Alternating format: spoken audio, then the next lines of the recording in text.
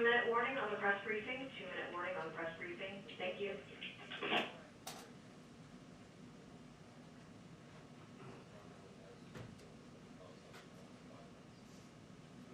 I'm in a meeting. Can I call you after? I want to do your schedule.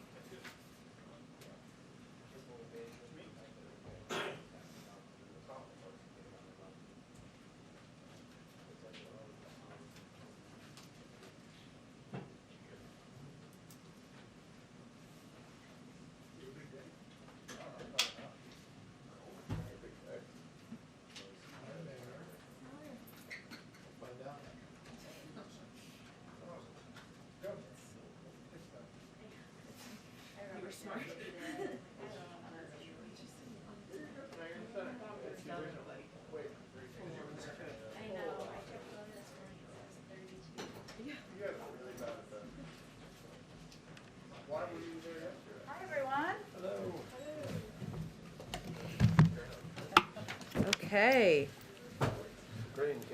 Happy Earth Day, everyone, and joining us in the briefing room for the second time. I told you they'd come back and take more questions. I deliver on my promises. Is National Climate Advisor Gina McCarthy and Special Presidential Envoy for Climate John Kerry. We're of course very excited to have them here. After their short remarks, they will be able to take just a few questions because they have a busy climate summit underway. With that, I will turn it over to Gina McCarthy.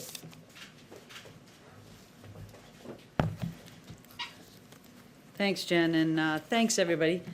It's great to be here. Happy Earth Day. On day one, President Biden fulfilled his promise to rejoin the Paris Agreement.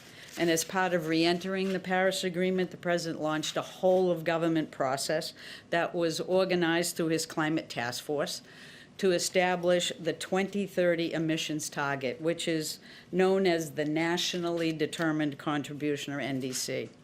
And it's a formal submission to the United Nations under the United Nations Framework Convention on Climate Change. The NDC is a commitment. And our NDC basically says that the United States will reduce our net economy-wide greenhouse gas emissions by 50 to 52% below 2005 levels by 2030. And this target builds on U.S. leadership at all levels of government and programs to date and positions American workers in industry to help us tackle the climate crisis. Today's announcement is a product of this government-wide assessment on how to make the most of the opportunity of combating climate change and what it presents for us and our future. To get here, we went sector by sector: electricity, transportation, building, industry, and lands and oceans. And we looked at the wealth of already existing cost-effective clean technologies and products that are ready for deployment, and innovation trends that we see in the marketplace that will allow us to win the clean energy future, and the opportunities we now have to create good paying union jobs, improve public health, keep our communities safe, and advance environmental justice. Over the past nearly 100 years of this 100 days, feels like years at times, 100 days of this administration, we met with and listened to cities and states, businesses, workers, scientists, economists, young people, parents, grandparents like me, who were actually around during the first Earth Day and hope to be around for quite a few more. The output of the bottom-up analysis and robust engagement is this, and that is that we see multiple pathways across all sectors, across all policy levers, across federal and state and local actions to grow our economy and to reduce our emissions. Look, President Biden has always believed that tackling the climate crisis presents a valuable economic opportunity, and the fact is, creating jobs and tackling climate change go hand in hand. We invest in the competitiveness of our industry and empower U.S. workers to build more resilient and sustainable infrastructure and propel us. That is how we lead and move forward in manufacturing and exports of clean energy technologies. In some ways, for my team, every day since January 20th has been Earth Day and Jobs Day. Every week has been Infrastructure Week and Innovation Week. We've marshaled the whole of government, the fantastic cabinet, and the remarkable team of climate and clean energy experts across the federal government behind this president's vision, not just to develop the target, but to unlock the opportunity that achieving this target represents. Because when President Biden hears climate, he thinks jobs, and it's no wonder. The work we need to do is not just about avoiding an existential threat, which climate change is. It's about how we create jobs for line workers, building thousands of miles of transmission lines for a clean, modern, resilient grid. Workers in energy communities capping abandoned wells and reclaiming mines and stopping methane leaks. It's about auto workers building modern, efficient electric vehicles and charging infrastructure to support them. You can follow me right after this briefing. If you want to go hang out at Union Station, you can get a close look at EV infrastructure in action. And engineers and construction workers expanding carbon capture and green hydrogen to forge cleaner steel and cement. It's about farmers using cutting-edge tools to make American soil the next frontier of carbon innovation. So let's be clear, the American Jobs Plan will help us more fully tap the economic upside here, investing in infrastructure, innovation in our workers and communities. It's something we cannot afford to pass on. Let me close by reiterating what brings me here to work every day, especially at this moment in my career. It's Joe Biden's unwavering focus on people, on the air they breathe, and on their health, on the strength of their communities and environmental justice, on the dignity that comes with good work and jobs we can create, on how we keep working together and move beyond a year we all would love to put behind us, to one of renewed hope and opportunity. Because after all, this day is all about investing in America and winning the future for our children. That's why we're here. Earth Day, Jobs Day, every day. Thank you, and now let me pass it on to my good friend and my fellow Bostonian, Secretary John Kerry. Thank you, Gina.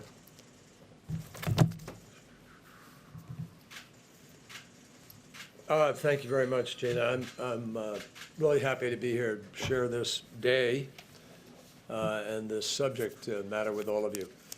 And I want to begin by just sharing with you what a spectacular job Gina and her team have done. You may remember the executive order which said the president will aim to announce the NDC at the summit. The aim was not that he had any question about wanting to do that. The aim was whether or not Gina or anybody could pull together all the parties that had to be part of preparing an NDC. A gigantic administrative organizational task, which Gina and her entire team have done really superbly. And I mean that. That's not a pro forma comment. It is hard to get all of the disparate elements of your government together. The president, by issuing his executive order to make this the climate issue an all of government enterprise, and instructing every single cabinet officer and every single agency officer to comprehensively factor climate consequences into every decision that they were making. And they have done that. And Gina created this task force. We've never had an all-of-government task force on this subject ever before. We had it now because Gina's creation, and it's worked. And that's what brought everybody together to get this ambitious but appropriate, achievable goal in place. So I salute her and I thank her for that. It's a great service. And everywhere that I went in the world in the course of the last months, first question out of people's mouths was, what's your NDC going to be? What are you guys going to do? You've destroyed your credibility. You've left the Paris Agreement. How can we trust you? what's going to happen in the next 4 years, and to which there is a very, very powerful answer, which is no politician, I think, could change what is now happening globally in the marketplace. And that is part of the message of what's happened here today and in the last few days. You've had, yesterday we announced the Net Zero Bank Alliance. We announced the Glasgow Financial Alliance for Net Zero. And we have some 43 financial institutions across the world worth some, I forget the exact sum, 40-some trillion dollars or something in terms of assets managed. And just yesterday, a number of banks announced, 6 banks to be precise, that they are allocating or setting or making a commitment that they will invest into climate-related efforts, initiatives, investments, $4.16 trillion over the next 10 years. That's been a really missing element in all of this.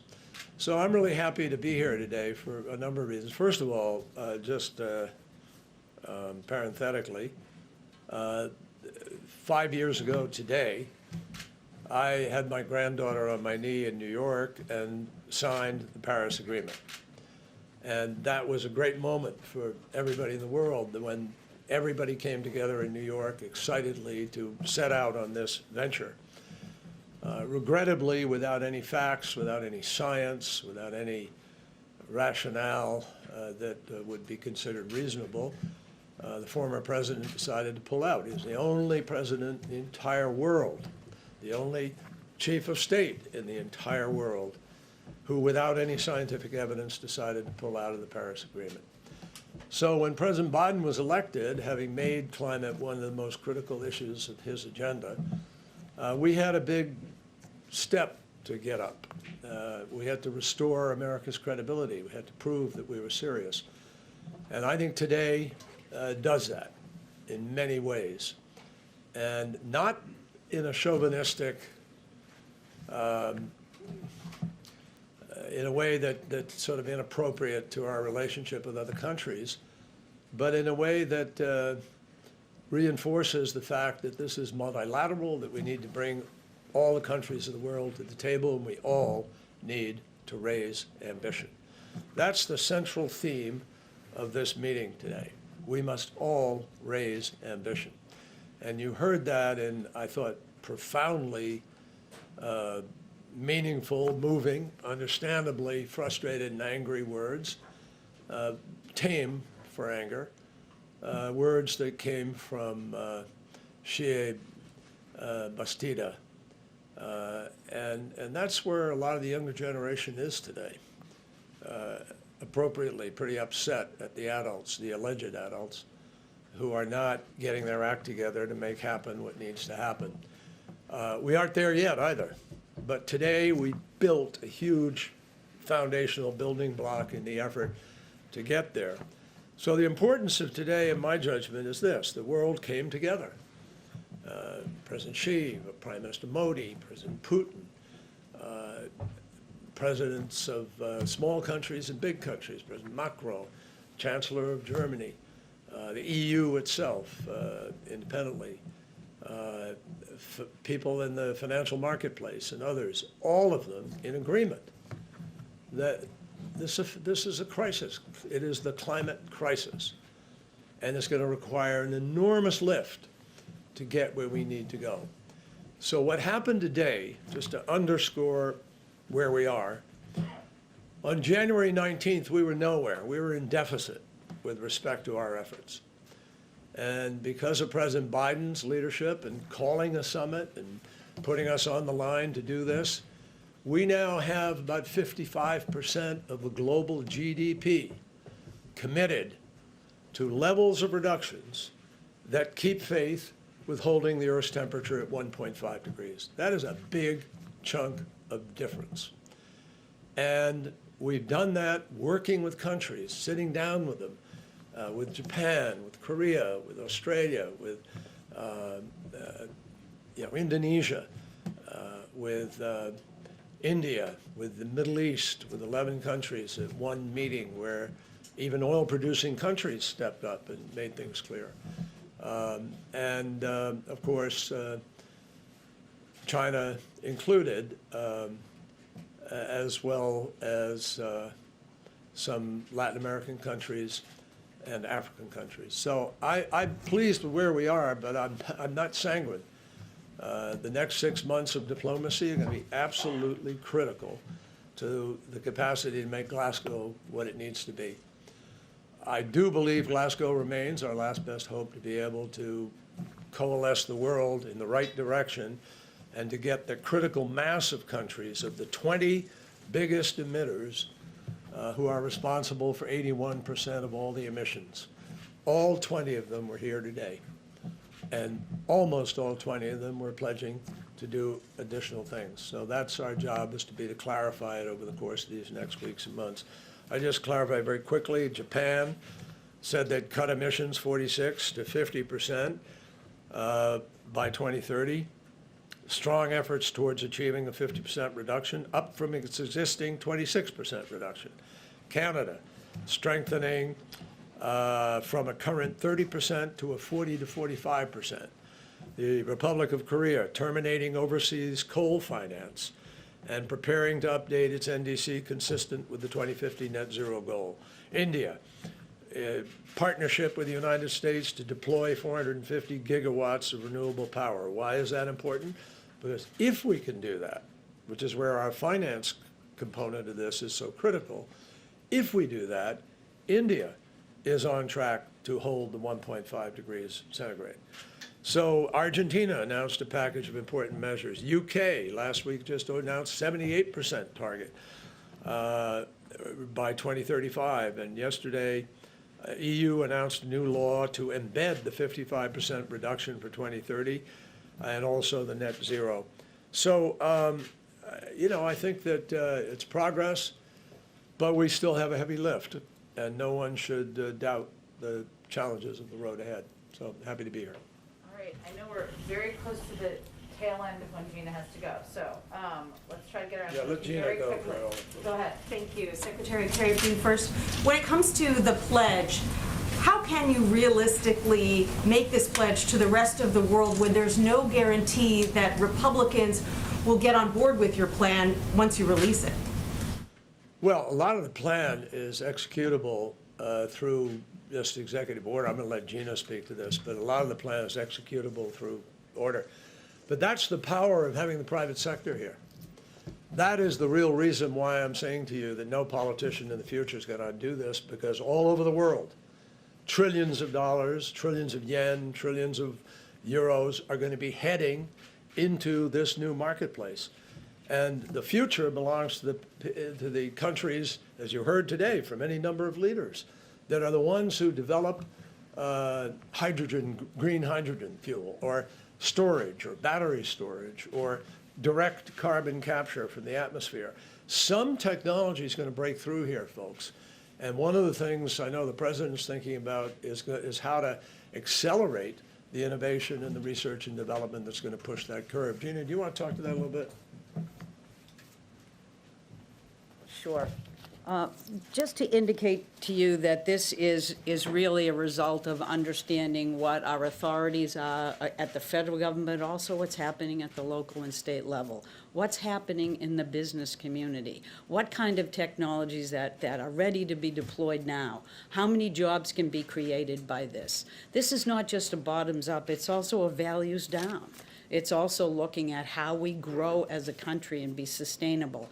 The plan that the president has put in place and the plan that we're relying on here is a plan that we can deliver because we have the wherewithal to do it in terms of policies and programs, but we also have carefully looked at what we can deliver in terms of change. And the world is changing. It's not going backwards. It is moving forward. And the exciting thing about this is that this plan has received endorsements from the AFL-CIO, the Chamber of Commerce, the Edison Electrical Institute, and the IBEW. Does it get better than that? You know, this is because all of them recognize that we have to invest in America again.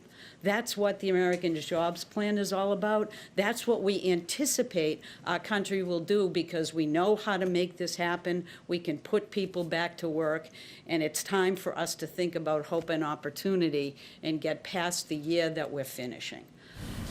No, I just kind of, a lot of people would say, stay here, but a lot of people would say, you know, if the president hadn't put the plan forward, you'd be asking why you haven't put the plan forward to do the building out of a transmission system for America or whatever it is. He's put it forward. And it's a legitimate thing to say, now can it get passed? Can you get there? But this job future is not something conjured up out of anybody's imagination. This is the most real thing in the world. The Bureau of Labor Statistics says there are 3 jobs that will actually grow more than 50% this year. The first is 62% growth in wind turbine technician. The second is nurse practitioners, for obvious and unfortunate reasons. And the third is solar panel installer at 51%. So the jobs are growing there. I'm not offering that job to somebody who may feel, oh my God, I got a better job, I don't want to lose that job, et cetera. But the job market here is going to be gigantic, and for electricians, plumbers, pipe fitters, steel workers, heavy equipment operators, all of these people, building out America's grid and transitioning us to this new future is going to happen in countries all over the world, and we need to make sure we're not left behind. In fact, that we're leading in the creation of the new technologies, new opportunities. And the only other thing I would mention is that, you know, wind and solar had the biggest year they've ever had last year. And what we saw last year was continuation of tax credits that passed through a Republican-controlled Congress. So we all know where this is heading. The real question is, do we want to have the courage to grab it here, to prosper from the jobs here, and to stabilize our economy and our planet at the same time? I can hear your staff not They're yelling trying at to me. pull you to Union Station. And the only thing I will tell you is electric vehicles are another interesting piece that's actually going to be a big part of our future. I'm going to go check out a charging station and look at some of those vehicles. But the thing I would encourage you to think about is that we've had many of the large car companies stand up and say 100% EVs by 2035. We didn't say that. I didn't even say electric vehicles. It was the very first thing they said to me, is that that's the future. And that's what this is all about. What does our future look like? Who are we grabbing it for? Happy Earth Day. Thank you. Thank you. Do you have I'll a few take a couple minutes? more, yeah, I'll Okay, take all right. Okay, go ahead, Peter. Secretary Kerry, thanks so much. So pledges obviously are important and they are great, but how do we realistically get there without turning the economy on its ear? As best you can, put this in real terms for folks. Does this mean the U.S. has to reach 40% renewable power by 2030, that we have to have 25% of the cars on the roads by 2030 be electric? What does this mean to folks listening to you? What it means is that we're going to be investing. This is not this is not a throwaway. This is investment in new ways of getting energy to people that's more efficiently delivered, that's lower cost in the long run, and that it's really going to open up a whole group of employment opportunities that we know that are beginning to be seen in America today. And it's not because the government's directing those things to happen. The marketplace is doing this. You can't build a coal-fired power plant in the United States with a bank funding it, and no individual is going to throw the money down there. Same thing in Europe today. Now starting in other countries. You just heard Korea to say, we're not going to fund any external coal. So there's a transition that the market has undertaken. Well before anybody proposed a program or anything, this is a transition that's taking place. And we've historically always gone through these periods when in America we innovate and we do the R&D and we come up with a new product of some kind or another. You know, I lived and represented for years, a privilege of representing communities like Lowell and Lawrence and Brockton and plenty of places, you know, Fall River. that have these huge mills that were, teeming with people working in the early 1900s, and then that changed, and it went south in in our country, and then it went abroad, because that's the transition in economies.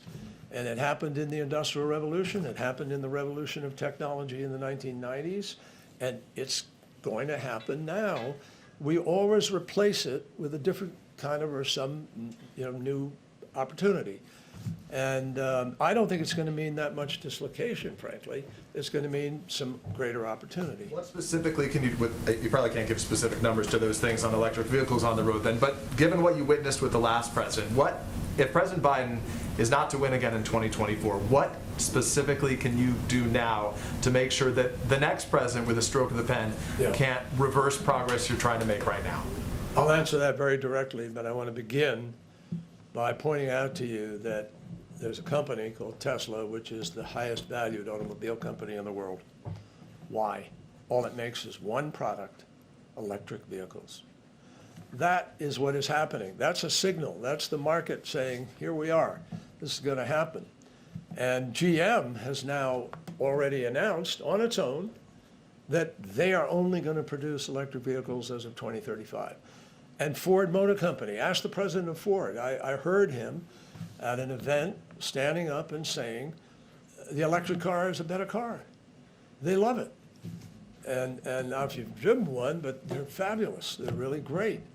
And so my feeling is that this is going to take place because the market is sending signals and the consumer is sending signals. Now, that said, how do you prevent somebody from coming along and preventing the stroke of a pen change? Here's what is going to happen, no question about it.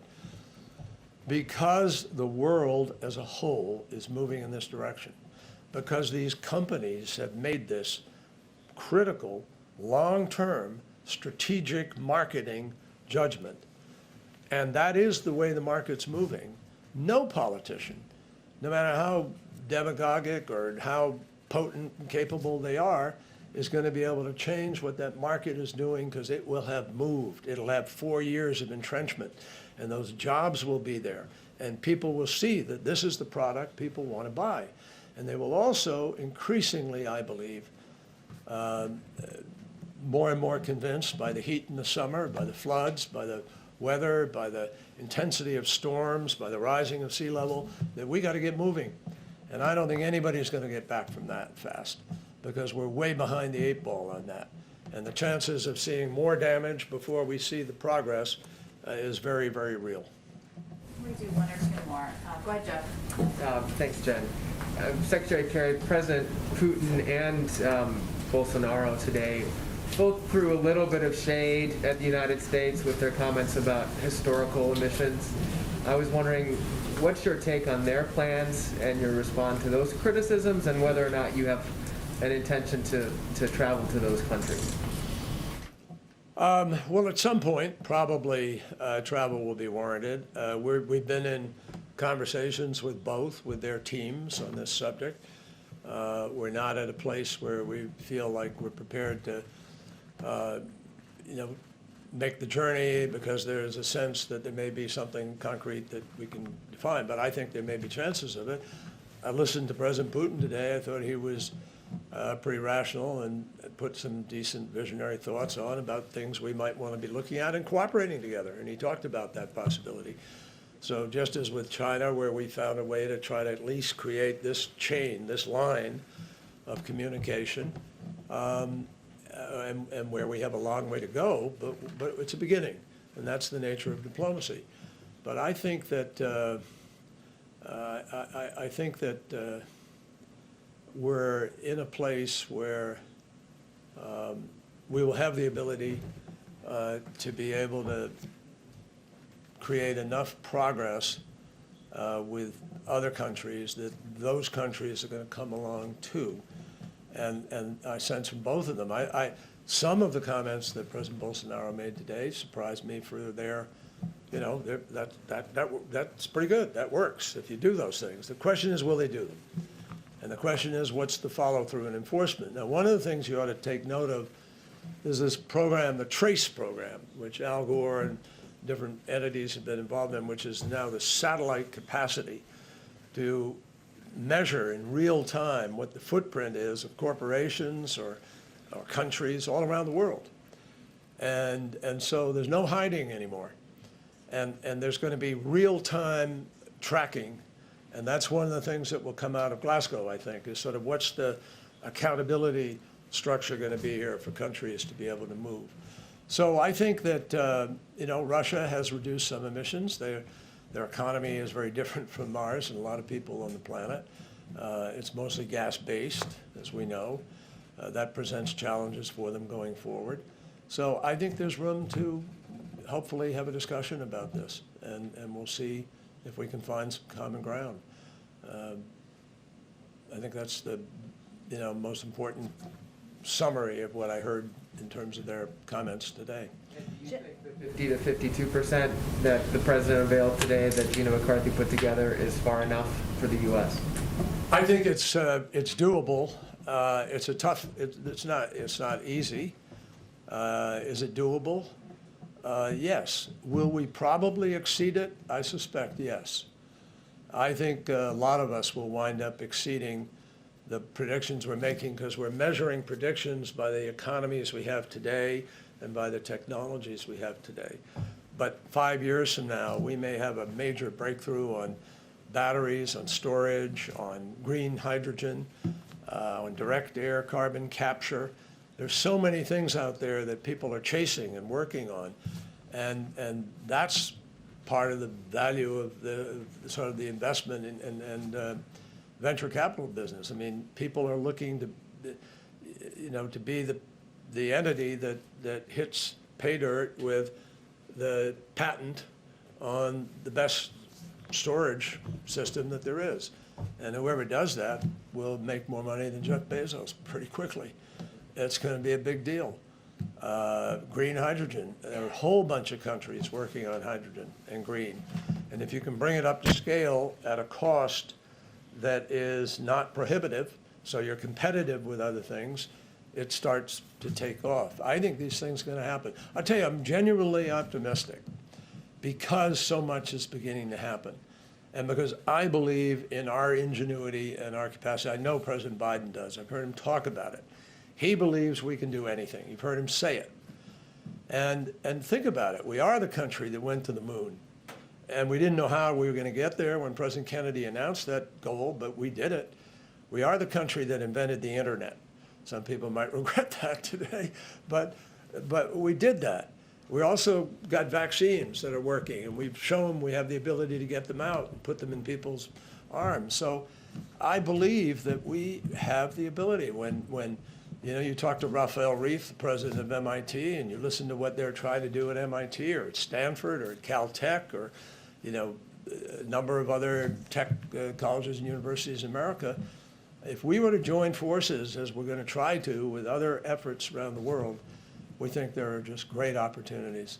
And I believe we're going to break through. We're going to know how to do hydrogen, and there's plenty of it. And this, I think, is really the future. It's why so many people are chasing it. Jen, last Maybe one. last one. But I will Last also one. give you the contact information for his team, for anybody who wants to talk to him more. He has lots of thoughts, as you all know. Go ahead. Kind of piggybacking off of Jeff's last question, there have been some groups that have been really positive about the NDC and the other steps that the administration has taken today, the climate finance stuff. But there are also some who are saying it's insufficient, and you referenced the young woman who spoke this morning, in that deep passion about the crisis that previous generations have put on her generation. What do you say to those people who say that 50 to 52% is not enough, or that the several billion dollars that you're committing for climate finance for developing countries is also insufficient, when you consider just how big the U.S. budget is, and you're talking about, under $10 billion? Well, let me just say to you that I loved her passion, and I love what she said. I mean, I didn't agree with every step of it. You can't do some of this stuff overnight, just physically. and there are impediments to getting some of that done, but boy, do I understand where she's coming from. I told you this was 5 years to the day that I signed the agreement. It's also 50 years to the day that I testified before the United States Senate. And I was camped on the mall here with a bunch of veterans opposing the war in Vietnam. And, you know, that was a period of time when young people, our generation, stood up and made our voices heard. And we were part of the civil rights movement. 1964, 65, we were part of the women's movement, part of the peace movement, part of the environment movement. The environment movement back then produced, I was part of the first Earth Day. And we organized, I organized in Massachusetts, then we organized for the election. We targeted 12 Congress people who were labeled the Dirty Dozen, the worst of the Congress, and we beat 7 of them. And that's when we passed the Clean Air Act, the Safe Drinking Water Act, the Marine Mammal Protection, the Coastal Zone Management, the Endangered Species, and we created the Environmental Protection Agency for our country. It all happened, folks, back then. Richard Nixon signed it into law, 1972, I think. So I believe in what the young folks are doing out there today. They're trying to get adults to be adults and do what we're supposed to do, which is take facts into consideration and respond to those facts. And as public officials, exercise the precautionary principle of governance, that when you get information that says X, Y, and Z are going to happen, and there's not a 5 or 6 or 10% chance it's going to happen, like whether you might have a car accident and you get insurance, or your home might burn and you get insurance, or you might get sick and you get health insurance. It's 100% certain that most of these things are going to happen, that the ice is melting, that the sea is rising, that it's warming, and yet we're not buying insurance. And so you're darn right they're angry, and I share that anger. It's frustration. But how do you get from here to there to get it done? And I believe what President Biden is doing is leading to get us from here to there. What's happening here today is a huge step forward to get us from here to there. By setting these targets, by getting nations invested, by getting leaders to say publicly, we have to do this, you begin to get a foothold on holding them accountable and on moving forward and getting it done. Is it enough? No. But it's the best we can do today and prove we can begin to move and get the technologies and find the easier path and then hopefully get the job done. And I really believe that. I think we will get the job done, as President Biden said today, because of our capacity for innovation and research and development and producing great products in the future and meeting big challenges. And we've always done that. And I think Americans are really anxious to do something like that. That's why I'm here doing this, folks, and not, you know, in the private sector or retired or doing something. It's because I believe this moment is the moment heading to Glasgow where we need to get on track. As I said to you earlier, over 50% of global GDP agreed here today that they're going for 1.5 degrees, and what they're doing will get them on track to do it. So if we're on track to do it, that's pretty darn good, even though we know we need to move faster, and we're not, as a planet, as a group of countries, where we need to be. It's probably a good note to end on. Thank you all. Thank you, Mr. Secretary. Let me get that.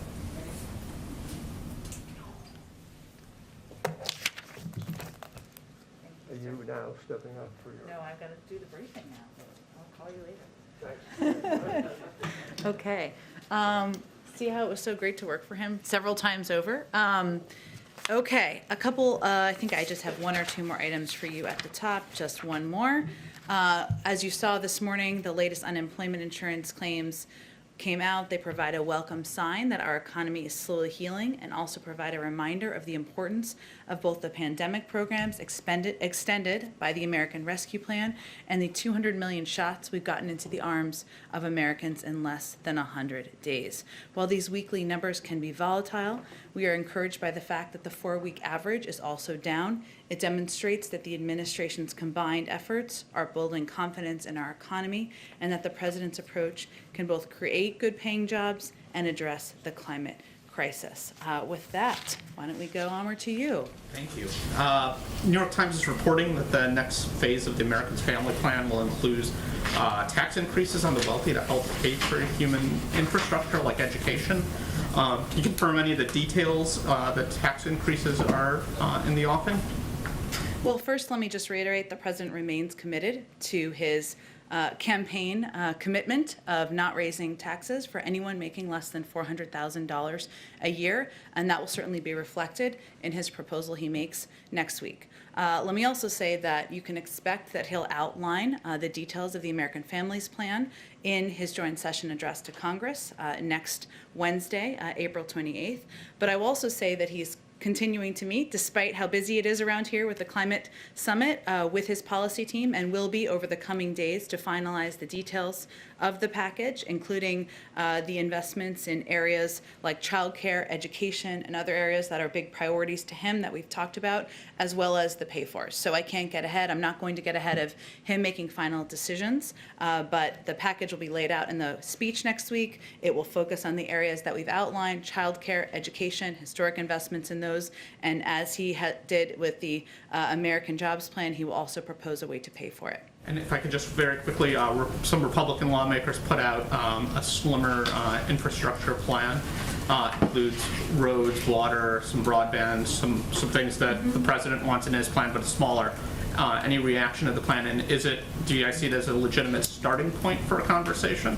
We do. The president has said from the beginning that he would welcome any good faith effort to find common ground, because the only unacceptable step would be inaction.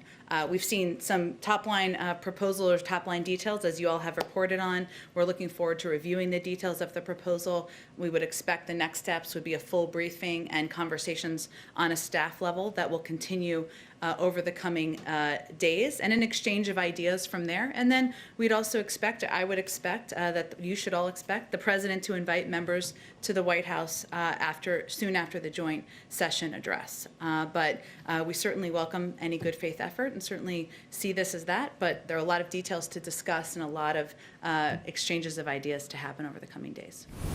Go ahead. Is President Biden going to extend his call for Americans to wear masks beyond 100 days? Peter, he is working and in discussions with our health and medical experts about what we need to do to get the pandemic under control, including providing clear guidance to the American public about what the benefits are of being vaccinated, including getting into communities and meeting people where they are. So I don't have any update on that at this point in time. And so then I guess maybe this is the same but a little bit different. Should the CDC change its guidance right now that says that vaccinated Americans should be wearing masks when they're outdoors, when they're outside in public?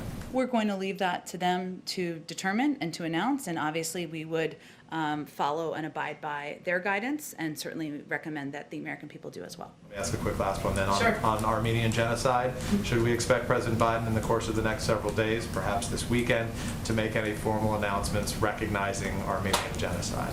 I certainly understand the question, and there's a great deal of interest in this particular topic, but I'm not going to get ahead of the president, and I also don't have anything else to provide from the podium today. Go ahead.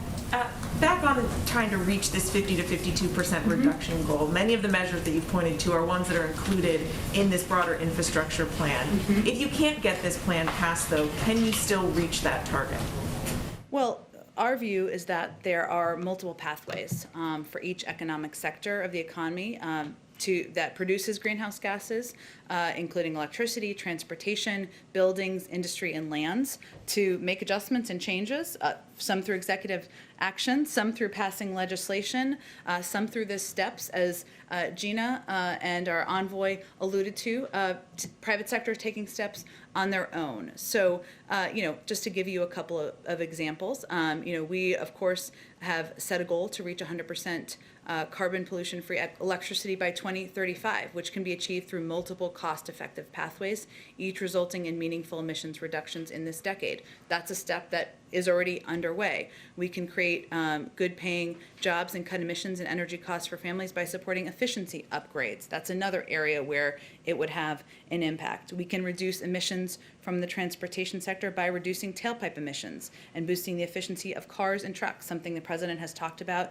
that he's committed to do. And we can also invest, as you alluded to, in a wide array of transportation infrastructure. But one of the arguments that we will be making, and continue to make, I should say, around the American Jobs Plan is that these industries are we are moving in the direction of these industries.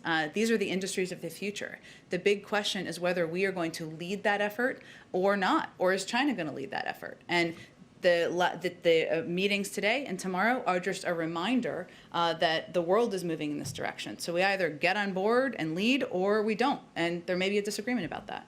Talked a lot, obviously, about job creation and the potential for that with this plan, but can you put this into further perspective for Americans? How does this new reduction target impact their everyday lives? What kind of changes can Americans really expect to see? Well, look, I think as we've talked about a little bit, or as I just alluded to a little bit, but let me try to get more directly at your question, there are steps that are already underway. Right? There are steps that industries are already taking, investing in the future of electric vehicles, investing in the future of electric cars. That is something that if you talk to many automakers, they're already moving toward that.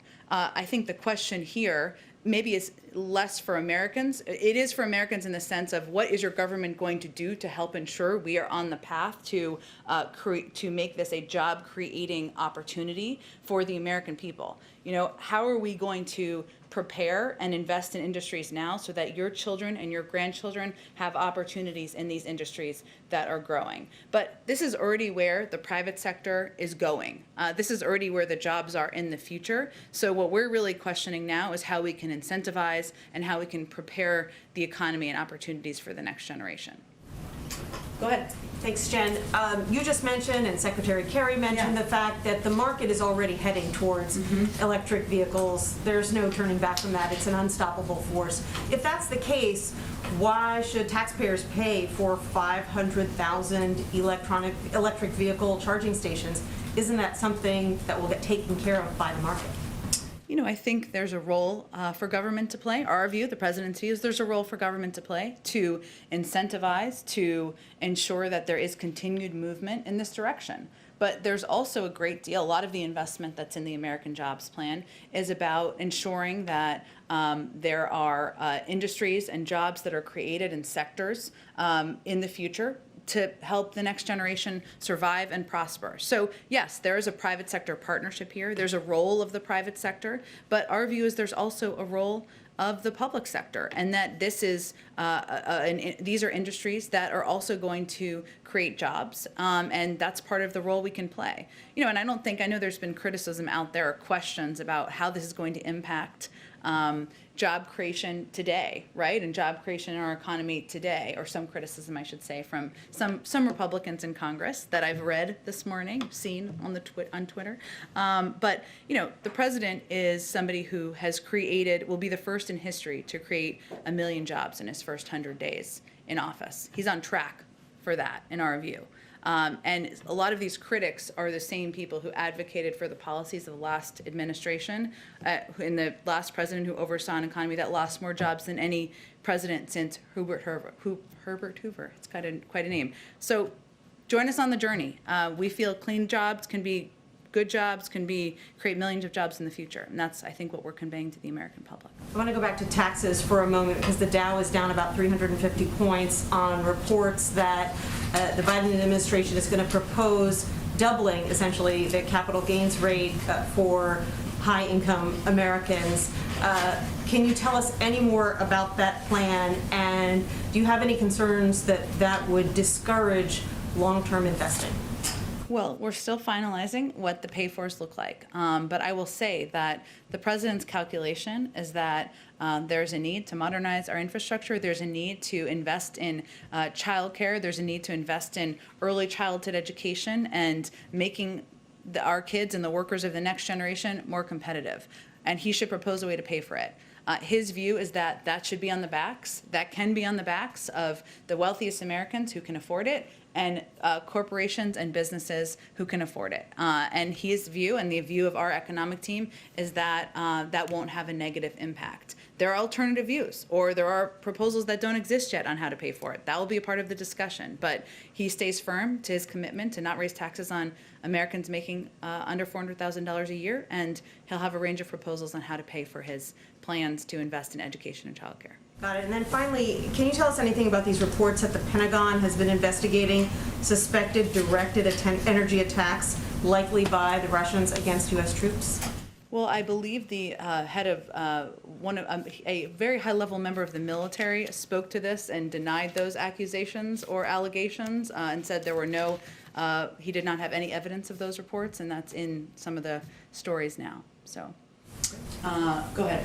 Thanks, Jen. There's been a lot of talk about innovation in the private sector, but going back to the public sector, today putting out the International Climate Finance Plan, kind of piggybacking off of another question, when you're giving money to developing nations, raising that amount of money, what kind of strategy does the White House have for dealing with maybe some opposition in Congress there, and also changing within the government, like the administration planning to spend less on fossil fuels, relying more on green energy? What's your strategy for reaching Republicans in Congress?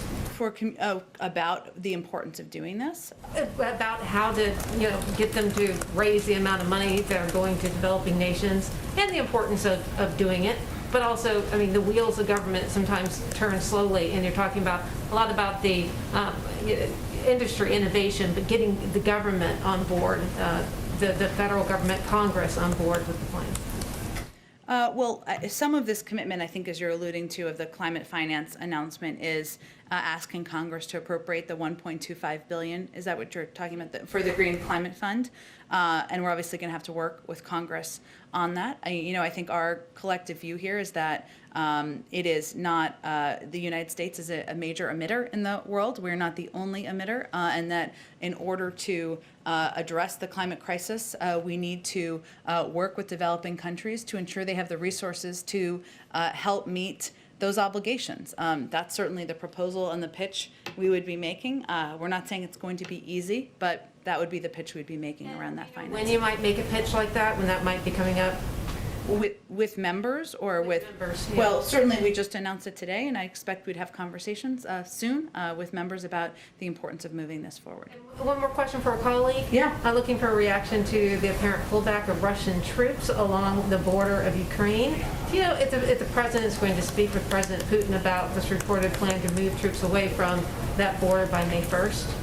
Well, the president, of course, has expressed, he had a call with President Putin just last week, if I'm remembering the timing correctly, and we have expressed our concerns over the course of the last few weeks about the buildup of troops and what we had perceived as aggression on the border, and conveyed our clear push in coordination with the global community for troops to move back and to reduce that aggression. We obviously want to de-escalate tensions, not only in the relationship, but certainly at the border. I don't have any predictions of a call with President Putin to make. Obviously, he participated in the summit this morning, and they spoke just last week. Our national security advisor spoke with his counterpart earlier this week, so I would expect the conversations will happen at that level for the time being.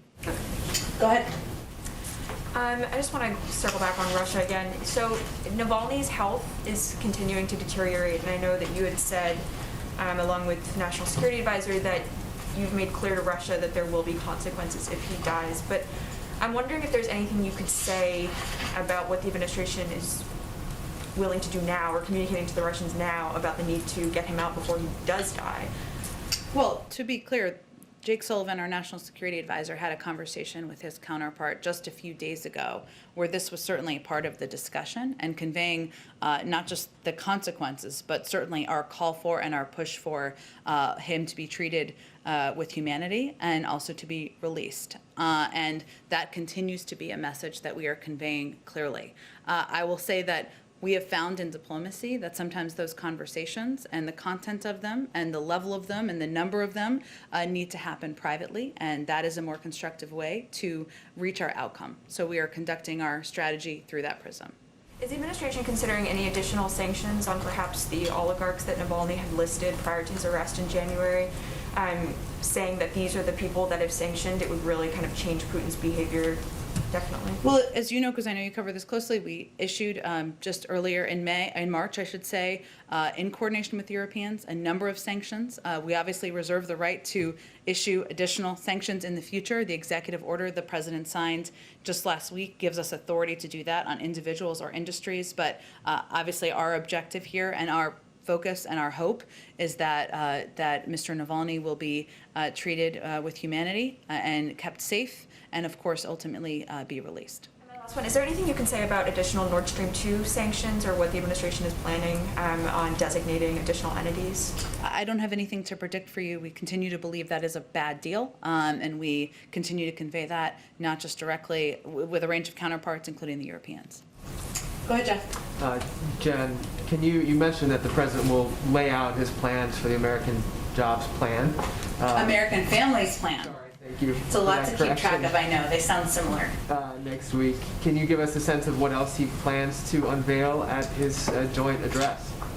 Well, he is currently thinking through what priorities he wants to focus on in the joint address. He certainly recognizes that this is an opportunity to speak directly to the American people, one of the highest profile opportunities that any president has in their first year in office. So a core of that will be him laying out the specifics of the American Families Plan, his commitment to childcare, to education, and to delivering on those priorities and middle-class priorities, and ensuring that there's an investment in economic security from the federal government. I also expect on his mind are issues like police reform, health, and his commitment to expanding access to health care. So I expect he would talk about a range of issues. I will say, because I've been through a few journeys with these speeches before, that it is a very important speech, a very high-profile speech, but it is happening around the 100th day of his presidency, and it won't represent or touch on the totality of every issue that's a priority. So we are working through what the end content will have. Unless you want to sit through a 7-hour speech, which I don't think you do. Just one other quick Yes, go topic, ahead. Jen. The House today passed a bill to make Washington, D.C. the 51st state. It obviously faces some tough odds in the Senate. What's the White House's take on that, and to what extent is President Biden involved in that going forward? Well, President Biden strongly supports D.C. statehood, and our administration will work with Congress to get it passed. We put out a statement of administration policy in strong support of H.R. 51 just this morning. His view is that the denial of voting representation in Congress and local self-government to the 712,000 residents of our nation's capital violates two of our nation's founding principles: no taxation without representation and consent of the governed. And he will continue to advocate for this passing.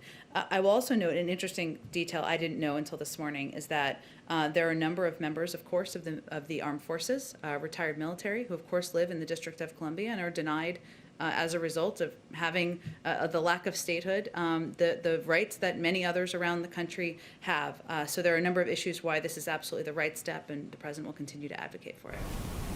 Go ahead and back. I wanted to follow up on the questions about the climate and NDC. Sure. Secretary Kerry, you talked about how important Glasgow will be in November when all the countries come together to meet to ratify their NDCs. And given the importance of that meeting and the importance, I think, for the United States to demonstrate its commitment to action prior to that, how essential is it that Congress passes the administration's infrastructure plans with the green energy investments in it, given that you're also up here saying the market will kind of take care of this? I certainly am not trying to apply that.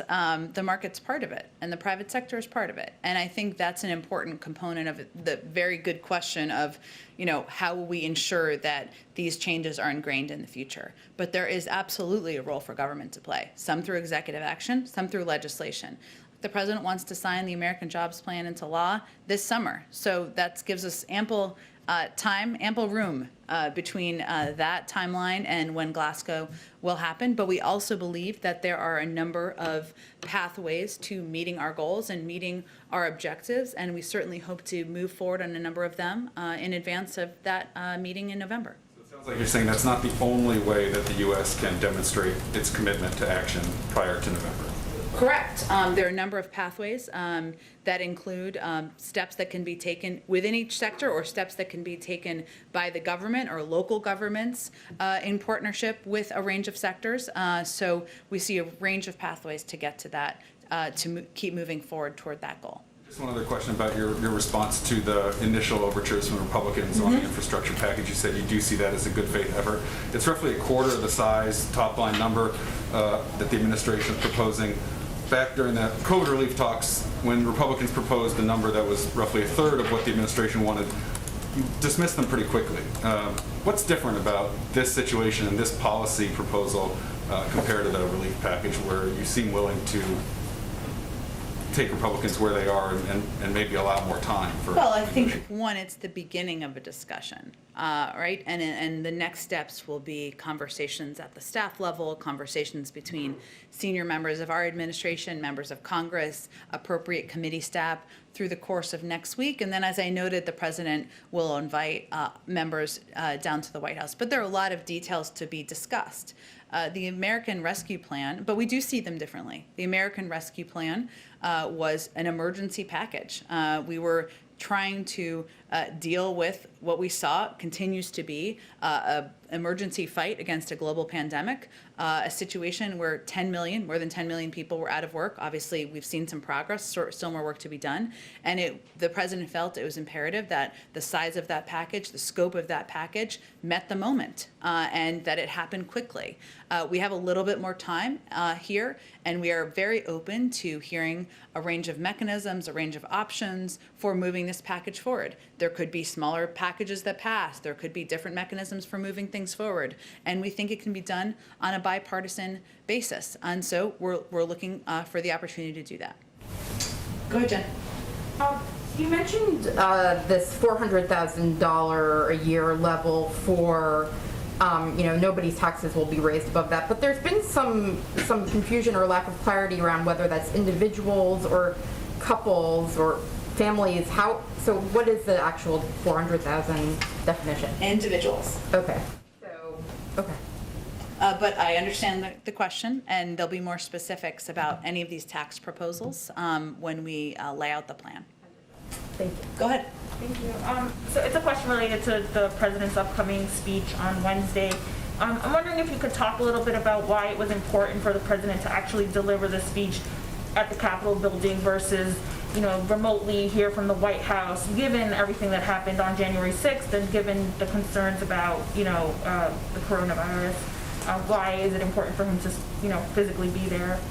Well, first, the president was in the Senate for 36 years, and he is a person who has not just a long history, but a great deal of respect for the institution of government that is Congress. And he also recognizes, as we all do, that it's an opportunity to speak to the people who you will work with in partnership to get business done for the American public, but also to speak directly to the American people, as this will be a prime timed address, as it always has been throughout history. And so it is an opportunity that he's been eager to take advantage of. Obviously, we've been working in partnership or in cooperation with the Speaker's office for the last several months. And as you touched on, certainly there were unique factors this year. Obviously, we always take into account security, but in doing this in a way that is COVID safe is something that the Speaker's office and leaders in Congress are very cognizant of. Go ahead. Hi. Two questions. First, from someone who can't be here due to coronavirus restrictions. The New York Times is reporting neither drug pricing nor health coverage will be part of the American Families Plan proposal. Is that accurate? And is the president still committed to getting those done and discussing them in his speech next week?